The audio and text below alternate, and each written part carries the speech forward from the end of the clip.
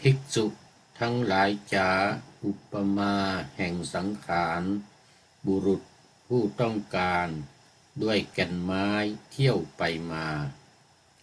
เขาถือเอาจอบอันคมโดยพลันไปสู่ป่าเห็นต้นกล้วยใหญ่หนา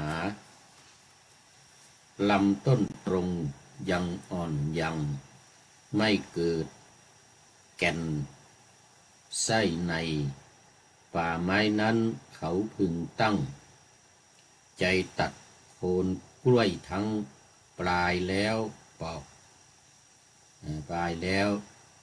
กาบใบ ขอไปปลายแล้วปอกกาบและใบไม่พบแม้กระพี้ในต้นนี้ถึงแม้ใหญ่แก่นจะมีแต่ที่ไหนเป็นของว่างเปล่าหมดเลยหาแก่นสารมิได้แก่นสารในต้นกล้วยเปื่อยใหญ่นั้นไม่มีเลยเป็นของว่างแม้ฉันใดฉันนั้นก็เหมือนกันสังขารที่เป็นภายในหรือภายนอกอย่างใดอย่างหนึ่งในปัจจุบันอดีตหรืออนาคตหยาบหนาละเอียดนั้นอยู่ธรรมวัดพระธาตุดอยสุเทพราชวรวิหารมีพ่อครูบรรลบนามวงพรหมเป็นผู้อำนวยการอาจารย์พระมหาประสิทธิ์ปัสสาธิโกเป็นหัวหน้าสถานีและอาตมาภาพพระครูปริยัติยานุศาสตร์เป็นผู้บรรยายเป็นประจำทุกวันเวลา 18:40 น.ถึง 19:10 น.วันนี้ก็บันทึกเสียงล่วงหน้ามาจากวัดพระธาตุดอยสุเทพเยอรมนีซึ่งวันนี้ก็เป็นวันยังไม่สุดท้ายเพราะว่าจะพักอยู่ที่วัดพระธาตุดอยสุเทพนี้อีก7 วันอีก6 วันวันที่7คือวันศุกร์หน้านี่ก็จะเดินทางกลับไปวัดโพธิศูนย์ปฏิบัติธรรมวัดพระธาตุดอยสุเทพอากุน่าเมืองทานลินประเทศเอสโตเนียจังหวัดเมืองหลวงของเอสโตเนียเนื่องจากว่าหนีหนาวมา 5 เดือนกว่าแล้วเกือบจะครบ6 เดือนเลยเนี่ยเดี๋ยววันที่25นี่ก็จะครบ6 เดือนแล้ววันที่27จะเดินทางกลับเนื่องจากว่าเป็นวีซ่าของประเทศเอสโตเนียเขาก็จึงจะให้อยู่ในเอสโตเนียมากกว่าที่อื่นมากกว่าจะประเทศอื่นไปได้ทุกประเทศในยุโรปแต่ว่าให้อยู่ในประเทศที่เรามีวีซ่าอยู่เนี่ยมากที่สุดว่าไงนะมากกว่าที่อื่นมากกว่าไปที่อื่นซึ่งก็จะมากอยู่แล้วเพราะว่าก็เคยอยู่มาแล้วหลายเดือนตอนนี้ขอต้อนรับคุณโยมพักดีอวดสุขไว้สาธุลุงปีนี้นิมนต์มาจำพรรษาที่วัดนครธมกัมพูชาสักปีนึกครับต้องรอดูการเจรจาการประชุมตกลงกันระหว่างรัฐบาลต่อรัฐบาลก่อน ว่าเขาตกลงกันยังไงไปได้หรือไปไม่ได้ความจริงวัดนครธมนี่ยังไม่เคยไปนะยังไม่เคยไปเนี่ยตั้งใจว่าจะไปอยู่เหมือนกันแต่ไปเยี่ยมนะไปเยี่ยมชมวัดนครธมนี่สักวัน2 วัน แต่ให้ไปจำพรรษานี่น่าจะเป็นไปไม่ได้นะชมพักดีเออน่าจะเป็นไปไม่ได้ไอจะไปจำพรรษานี่นะเราดูเหตุการณ์ดูเหตุการณ์ว่าจะไปได้หรือไม่ได้นี่แหละเรื่องของเรื่องมันนะตอนนี้ก็นี่เรื่องรัฐบาลของเราก็งอนแง่นคลอนแคลนนะฝ่ายค้านก็จะให้นายกลาออกอีกละนี่โอ้ลำบากละรัฐบาลพรรคร่วมรัฐบาลก็ซิ่งหนีไปแล้วซิ่งหนีไปแล้วอนุทินไม่เอาอนุทินอนุทินซิ่งหนีไปแล้วนี่ก็เหตุการณ์จะเป็นยังไงก็ว่ากันต่อไปเรื่องการเมืองไม่ลงตุลุงไม่ยุ่งเรื่องการเมืองนี้ตุลุงไม่ยุ่งนะยุ่งแต่เรื่องการศาสนาการวัดนี่การพระนี่การปฏิบัติธรรมนี่สมถะวิปัสสนาเท่านั้นแหละโยมภักดีอย่าให้ไปยุ่งการเมืองอย่าให้ไปยุ่งอะไรนครวัดนครธมเนอะกัมพูชาเนอะตุลุงมายุ่งเกี่ยวเนอะกับเรื่องการเมืองนี่นะเดี๋ยวมันผิดกฎหมายเนอะตุลุงไปยุ่งการเมืองเขาไม่ได้นี่พูดแต่ธรรมะนี่ดีแล้วนี่วันนี้ในหัวข้อว่าอุปมาแห่งสังขารนะอุปมาแห่งสังขารดังที่ป่าหน้าธรรมาสไว้ภิกษุทั้งหลายจ๋าอุปมาแห่งสังขารบุรุษผู้ต้องการด้วยแก่นไม้เที่ยวไปมาเขาถือเอาจอบอันคมโดยพลันไปสู่ป่าเห็นต้นกล้วยใหญ่หนา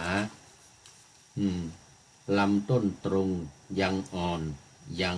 ไม่เกิดแก่นไส้ในไม่เกิดแก่นไส้ในป่าไม้นั้นเขาพึงตั้งใจตัดโคนกล้วยทั้งปลายแล้วปอกกาบและใบไม่พบแม้กระพี้ในต้นนี้ถึงแม้ใหญ่แก่นจะมีแต่ไหนเป็นของว่างเปล่าหมดเลยไปตัดต้นกล้วยจะไปหาแก่นไม้เลยจะไปตัดต้นกล้วยมันจะไปมีแก่นจากไหนในเรื่องมันนะหาแก่นสารไม่ได้แก่นสารในต้นกล้วยเปื่อยใหญ่นั้นไม่มีเลยเป็นของว่างแม้ฉันใดฉันนั้นก็เหมือนกันสังขารที่เป็นภายในหรือภายนอกอย่างใดอย่างหนึ่งในปัจจุบันอดีตหรืออนาคตยามนาละเอียดนั้นอยู่ไกลหรือใกล้กันเลวหรือประณีตก็ตามภิกษุเห็นสังขารนั้นพิจารณาความโดยแยบคายเห็นตามหาแก่นสารมิได้เลยอุปมาสังขารของคนเราเนี่ยที่ประกอบไปด้วยขันธ์ทั้งห้ารูปเวทนาสัญญาสังขารวิญญาณเนี่ยนะเหมือนกับต้นกล้วยอุปมาเหมือนอุปมาสังขารของเราเนี่ยเหมือนกับต้นกล้วยมันไม่มีแก่นไม่มีแก่นไม่มีแกนไม่มีแก่นสารอะไรเลยเนี่ยผู้ดุคนหนึ่งไปหาแก่นสารของต้นไม้ว่างั้นแล้วก็การวิญญาณแล้วก็มีธาตุหกรวมอยู่ในนี้คือดินน้ำไฟลมอากาศและวิญญาณนี่ถ้าไม่มีดินน้ำไฟลมมาประชุมรวมกันนี่อากาศก็ไม่มีวิญญาณก็อยู่ไม่ได้ไม่มีที่ปฏิสนธิเรื่องของเรื่องมันเนี่ยแต่ว่าจะอยู่ชั่วขณะหนึ่งชั่วอายุไขของคนตอนนี้อายุไขของคน100ต่ำสุด80สูงสุดก็120เนี่ยปัจจุบันเนี่ยนะก็อยู่คันแค่เนี้ยเดี๋ยวมันก็สลายไปหมดพอถึง80 90นี่บางคนไม่ถึงก็มี70 ก็ไปกันแล้วอะไรอย่างเงี้ยนะก็มันไม่มีแล้ว พอมันไปเนี่ยดินน้ำลมไฟนี่นะลมลมกับไฟนี่ออกก่อนนะลมก็คือลมหายใจลมหายใจออกปุ๊บวิญญาณออกตามไปด้วยเลยแล้วไฟก็ตามมาทีหลังคือความอุ่นในร่างกายของเรานี้ร่างกายก็จะเย็นลงละก็จะเย็นลงเนี่ยไฟไปลมออกไปลมหายใจพร้อมกับวิญญาณ จิตกับวิญญาณออกไปลมหายใจออกไปความเย็นตามเข้ามาความร้อนอุ่นความร้อนหายไปเหลือแต่ดินกับน้ำแล้วต่อมาอุทุมาตกะมาแล้วข้อที่หนึ่งในอสุภะสิบเลยนะอุทุมาตกะมาแล้วมันจะพองร่างกายเรานี้จะพองขึ้นเป็นน้ำเลือดน้ำหนองอะไรอยู่ข้างในก็จะแตกออกมาน้ำเลือดน้ำหนองไหลออกมาก็เลยมันก็จะเน่าจะแฉะแล้วก็หนอนชอนชัยยั่วเยะไปหมดน้ำเหลืองไหลน้ำไหลออกเนี่ยแล้วสุดท้ายก็จะเหลือแต่โครงกระดูกเรียกว่าอัฐิกะนะอัฐิกะสุดท้ายในข้อที่10ของอสุภกรรมฐานเนี่ยนะจะเหลือแต่กระดูกเหลือแต่กระดูกเพราะฉะนั้นกระดูกนี่ก็จะสูญสลายหายไปอีกเหมือนกันมันก็จะเน่าจะผุพังไปสู่ดินน้ำไปสู่น้ำลมไปสู่ลมไฟไปสู่ไฟนี่วิญญาณก็ออกไปนี่อากาศหรือว่าช่องว่างก็ไม่มีแล้วธาตุทั้ง6ดินน้ำไฟลมอากาศและวิญญาณหมดไม่มีอะไรเหลืออยู่เหมือนกับต้นกล้วย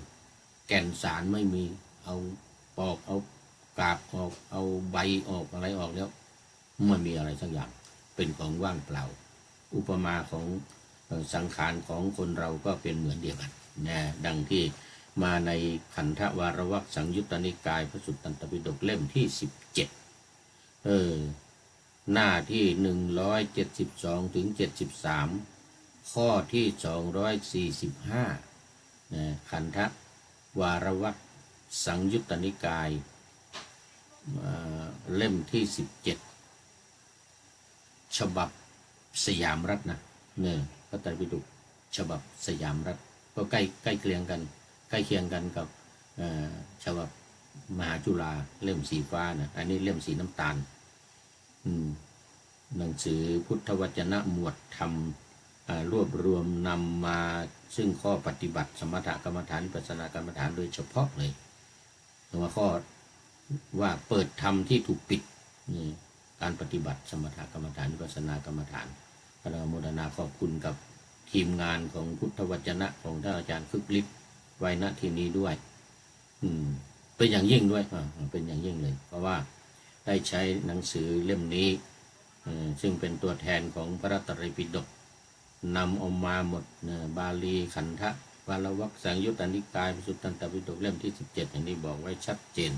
จากพระไตรปิฎกฉบับสยามรัฐก็ขอขอบคุณและอนุโมทนากับทีมงานของพุทธวจนะหมวดธรรมเป็นอย่างยิ่งใจความก็คือว่าพุทธองค์ตรัสกับภิกษุทั้งหลายว่าภิกษุทั้งหลายบุรุษผู้มีความต้องการด้วยแก่นไม้เสาะหาแก่นไม้เที่ยวแสวงหาแก่นไม้อยู่เขาถือเอาจอบอันคมเข้าไปสู่ป่าบุรุษนั้นเห็นต้นกล้วยใหญ่ลำต้นตรงยังอ่อนยังไม่เกิดแกนไส้ในป่านั้นเขาพึงตัดโคนต้นกล้วยนั้นแล้วจึงตัดปลายแล้วจึงปอกกาบและใบออกบุรุษนั้นปอกกาบและใบออกก็ไม่พบแม้กระพี้ในต้นกล้วยใหญ่นั้นจะพบแก่นได้อย่างไรบุรุษผู้มีจักษุเห็นต้นกล้วยนั้นย่อมเพ่งพินิจพิจารณาโดยแยบคายเมื่อบุรุษนั้นเห็นอยู่เพ่งพินิจพิจารณาโดยแยบคายอยู่ต้นกล้วยใหญ่นั้น พึงปรากฏเป็นของว่างเปล่าเป็นของหาแก่นสารมิได้เลยก็แก่นสารในต้นกล้วยใหญ่นั้นจะพึงมีได้อย่างไรแม้ฉันใดภิกษุทั้งหลายฉันนั้นก็เหมือนกันสังขารอย่างใดอย่างหนึ่งทั้งที่เป็นอดีตอนาคตหรือปัจจุบันก็ตามเป็นภายในหรือภายนอกก็ตามหยาบหรือละเอียดก็ตามเลวหรือประณีตก็ตามอยู่ในที่ไกลหรือที่ใกล้ก็ตามภิกษุเห็นสังขารนั้นย่อมเพ่งพินิจพิจารณาโดยแยบคายเมื่อภิกษุเห็นอยู่เพ่งพินิจพิจารณาโดยแยบคายอยู่สังขารนั้นย่อมปรากฏเป็นของว่างเปล่าเป็นของหาแก่นสารไม่ได้เลยก็แก่นสารในสังขารนั้นจะพึงมีได้อย่างไรคือไม่มีแก่นไม่มีสารในร่างกายในสังขารของเรานี่ในทางพระพุทธศาสนาเรียกว่าเป็นอนัตตาคือไม่มีตัวตนไม่มีแก่นสารเป็นอนัตตาคือไม่สามารถควบคุมได้นะไม่อยู่ในความดูแลของเราในความต้องการของเราว่าให้เป็นอย่างนั้นเป็นอย่างนี้นี่เรียกว่าเป็นอนัตตาเพราะฉะนั้นสังขารคือร่างกายของเรานี้ที่เรียกว่าขันธ์ห้าเนี่ยทั้งแต่รูปเวทนาสัญญาสังขารวิญญาณล้วนแล้วแต่เป็นของไร้สาระไม่มีแก่นสารไม่มีตัวมีตนไม่มีอาหังการไม่มีมะมังการอาหังการคือตัวเรามะมังการคือของเรารูปร่างทั้งหลายเหล่านี้มันไม่ใช่ของเราไม่ใช่รูปของเราเราไม่มีในรูปไม่มีในเราเป็นอนัตตาเพราะอะไรเพราะว่ามันไม่เที่ยงนั่นเองมันเป็นทุกข์มันไม่เที่ยงคือมันไม่อยู่คงทนมีความแปรปรวนเป็นธรรมดาเปลี่ยนแปลงไปอยู่เสมอตั้งแต่เล็กจนโตขึ้นมานี่มันไม่อยู่กับที่เลยสังขารเนี่ยอย่างตอนนี้อย่างผู้พูดนี่ตอนนี้อายุ70เนี่ยย่างเข้า70เนี่ยนะก็มันเหี่ยวนี่ดูหนังนี่สมัยก่อนเต็งตึงนิ้วมือนิ้วเท้าหลังมือแขนนี่สมัยก่อนนี่มันเต็งตึงเดี๋ยวนี้มันเหี่ยวย่นแล้วก็มันหย่อนยานนี่แล้วก็เจ็บปวดอะไรก็ควบคุมไม่ได้เลยปวดแข้งปวดขา2-3 วันนี้ไปเบอร์ลินมาไปวิ่งขึ้นรถไฟ4 นาทีวิ่งลงไปข้างล่างแล้วก็วิ่งขึ้นบันไดไปข้างบนแล้วก็วิ่งไปขึ้นรถอีกทันอยู่ โชคดีขาไปเบอร์ลินคราวนี้ขาไปโชคดีไม่ตกรถเลยสักเที่ยวเลยขากลับสิทีเนี้ยตก3 เที่ยวเลย ไม่ทันวิ่งไม่ทันจะวิ่งก็วิ่งไม่ทันอย่างคันสุดท้ายเนี่ยมองเห็นอยู่แต่มันอยู่คนละแพลตฟอร์มไงอยู่คนละแพลตฟอร์มอยู่คนละชานชาลาเราก็ลงรถในชานชาลาที่4แล้วก็ต้องข้ามไปชานชาลาที่1ต้องลงไปข้างล่างลงไปข้างล่างแล้วขึ้นมาข้างบนที่ชานที่4นะพอดีก็ดีหน่อยมีลิฟต์ลงลิฟต์ไปขึ้นลิฟต์มาในขนาดนี่นะมัน3 นาทีนะมันไม่ทันขึ้นมาปุ๊บพอขึ้นลิฟต์เปิดลิฟต์ออกไปรถออกไปเสร็จแล้วแต่อันนี้เที่ยวสุดท้ายเลยนะเที่ยวที่จะมาฮินชินบากนี่จากในเอนเตอร์จากเอนเตอร์บรูจากเอนเตอร์บรูคนไทยเรียกเอนเตอร์พฤกษ์เหมือนกันนะโยมหมูมาไว้วันนี้มันบ้านหนูเหมือนกันเอนเตอร์พฤกษ์เหมือนกันเขาเรียกเอนเตอร์พฤกษ์ฝรั่งก็ได้เอาเสียงเป็นเอนเตอร์บรูเอนเตอร์บรูเอนเตอร์พฤกษ์ภาษาไทยเขียนเป็นเอนเตอร์พฤกษ์มาเฮนชินบากเนี่ยแค่3-4 สถานีเองจอด3-4 สถานีไม่ทันแล้วก็เปิดดูเที่ยวหลังที่จะตามมาอีก ปกติเขาบอกว่ามันจะมาอีกทุก1 ชั่วโมงใช่ไหมแต่มันไม่มีอ่ะทีเที่ยวสุดท้ายนี่ไม่มีมันอันนี้มันสุดท้ายแล้วจะมีอีกทีหนึ่งวันพรุ่งนี้ตอนเช้า9 โมงหมดท่าเลยทีนี้โอ้พอดีโชคดีลัคกี้มากมีโยมที่อยู่เอ็นเตอร์บรูกเนี่ยโยมที่เอ็นเตอร์บรูกนี่เขาไปเอารถจักรยานเนี่ยไปปั่นที่เบอร์ลินนู่นโอ้เบอร์ลินนี่จักรยานเยอะเหลือเกินนะเอาไปปั่นเขาโยมคนนี้ปั่น800 กิโลอ่ะ3 วันอ่ะโอ้วันละ40 กิโลว่างั้นนะ40-50บางทีบางวันนะ30บางทีก็40-50 กิโลรวมแล้ว3 วันน่ะได้800 กว่า กิโลอ่ะโอ้โหไม่ใช่ธรรมดาเนี่ยนั่งคุยกันมาในรถพอดีเขาพูดภาษาอังกฤษได้ก็เลยคุยกันมาพอตกรถปุ๊บจะมีวันพรุ่งนี้เช้าเขาก็เลยอาสาเอารถมาส่งเอารถมาส่งที่วัดเนี่ยโอ้ดีจังเลยตั้งแต่เอ็นเตอร์บรูกมาที่วัดเนี่ยบ้านโยมหมูนี่เองอ่ะมาบ้านโยมหมูโยมหมูบอกว่าโอ้ทำไมไม่โทรหาหนูว่างั้นนะเบอร์โทรศัพท์ไม่มีจะไปโทรแท้อะไร แล้วก็อีกอย่างหนึ่งโทรศัพท์ก็ไม่เอาไปด้วยเนี่ยไปคราวนี้7 วันโทรศัพท์เลยลืมอยู่ในห้องนี่ใครติดต่อก็ไม่ได้สักคนโทรเราจะติดต่อใครก็ไม่ได้ไม่มีโทรศัพท์ มีแต่เครื่องดูรถไฟมีแต่เครื่องดูรถไฟดูรถไฟทันไม่ทัน ที่มาบวกน่นอีกที่หนึ่งที่มาบวกนะแล้วก็ไม่ทันต้องหาเที่ยวใหม่หาคันใหม่ก็ขอคนที่เขาเก่งเนี่ยอินเทอร์เน็ตเนี่ยเขาเปิดหาให้เซิร์ชให้มาสองที่แล้วให้ขอเขาหามาให้นะจากโน้นทีหนึ่งแล้วเรามาบวกนี่อีกทีหนึ่งแล้วก็มาที่เอ็นเตอร์บรูกนี่อีกทีหนึ่ง เปิดดูแล้วก็ไม่มีรถนะไม่มีรถแล้วอีก1 ชั่วโมงก็ไม่มาทั้งคืนก็ไม่มาว่าพรุ่งนี้เช้า9 โมงจึงจะมี มันปลายทางมันเป็นบ้านนอกมันเป็นรอบนอกอ่ะเ